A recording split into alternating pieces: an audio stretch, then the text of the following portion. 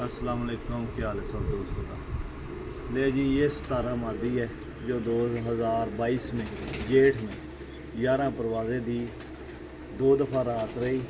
इसकी ये एक उंगली भी टूट गई थी और 7:46 के बाद इसकी बहुत ज़्यादा परवाज़ें हैं। 2022 में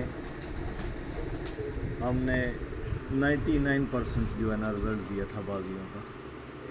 आइए शो करवाओ। इस मादी का जो है ना बहुत अहम किरदार है हमारी जीत में।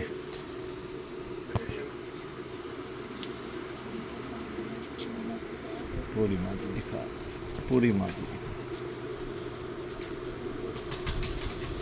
ये दूसरी आँख।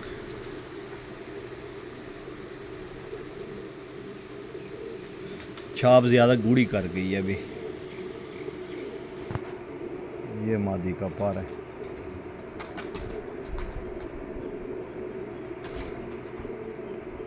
ये मादी का दूसरा पर।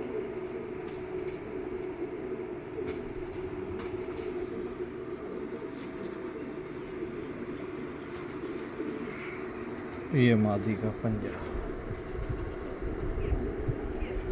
माशाल्लाह 17 ब्रीड।